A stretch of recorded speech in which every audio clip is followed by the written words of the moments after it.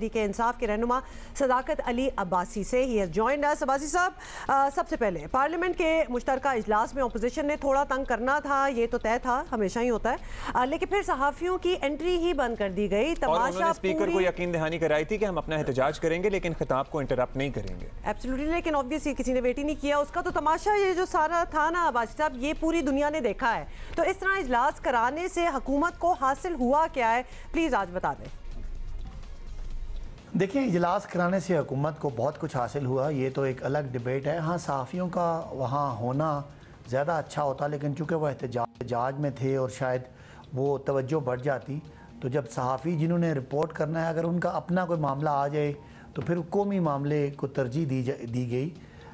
इजलास का एक रवायत है और उसके मुताबिक ये कि नया जो पार्लिमानी साल है उसका आगाज़ करना था, वो ज़रूरी चीज़ थी। हाँ, अगर ये अच्छा होता कि सहाफ़ी अपना एहतजाज किसी और दिन कर लेते तो ये ज़्यादा बेहतर होता, लेकिन बहरहाल एहतजाज करना उनका भी सियासी जमहूरी हक़ है और एहतजाज को हैंडल करना हुकूमत की ज़िम्मेदारी है।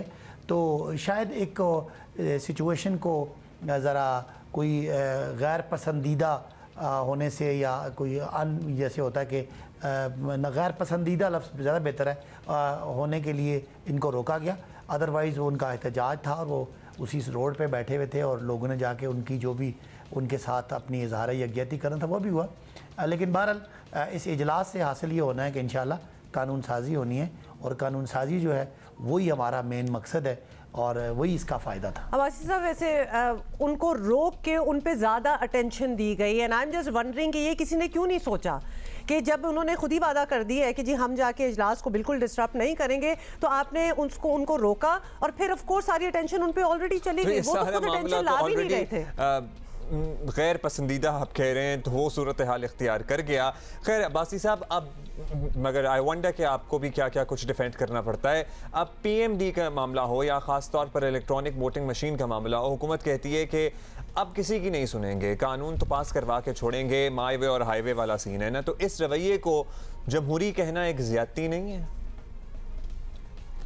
देखिए, जमहूरी रवैया यही है कि हम कोई भी जो तब्दीलियाँ ला रहे हैं सिस्टम में वो कानून के तरीके से होंगी और जमहूरियत यही होती है कि जब आपकी अक्सरियत है तो आप अपनी अक्सरियत से लोगों को कन्विंस भी करते हैं और फिर बाज़ औक़ात आप फ़ैसले करते हैं और लीड करते हैं। मैं बिल्कुल आपको यकीन दिलाता हूँ जियो के नाजरीन को कि ये जो कानून है PMD, इस पे भी हम स्टेक होल्डर्स को एतमाद में लेंगे और अगर इसमें कोई तरमीम की ज़रूरत है तरमीम भी करेंगे।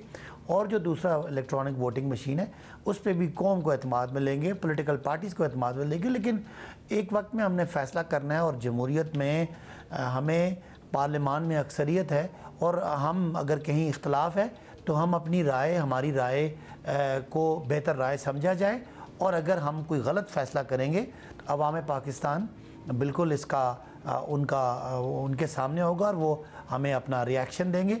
और अगर मैं दोबारा आपको यकीन दिलाता हूँ ये जो कानून है मीडिया वाला, इस पर बिल्कुल स्टेक होल्डर साथ मशावरत हो भी रही है और अगर कोई ऐसी चीज़ जो आपको लगा कि ज़ाब्ते के या किसी में रुकावट है तो उसको बदल भी दिया जाएगा। लेकिन दोनों चीज़ों में, चाहे वो EVM हो चाहे वो PMDA हो, दोनों में अगर कोई धांधली करता है तो उसको रोकना भी हमारी ज़िम्मेदारी में। और धांधली क्या हो सकती है कि कोई फेक न्यूज़ चलती है और वो भी धांधली है, और अगर कोई गलत वोटिंग करता है, फेक वोटिंग करता है तो वो भी धांधली है। इन दोनों धांधली को रोकना भी उसी तरह बहुत इम्पोर्टेंट है।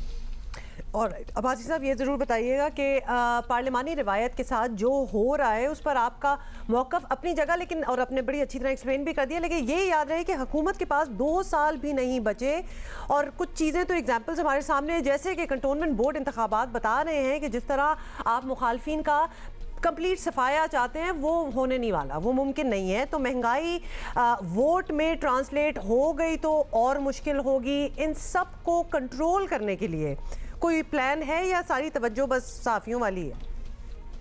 इस बहुत खूबसूरत और महज़्ज़ब वर्ल्ड के मुकाबले में हम रवायात को बदलने आए। जहाँ तक आपने बात की महंगाई और पॉपुलैरिटी, तो आज भी PTI मुल्क की सबसे बड़ी जमात है।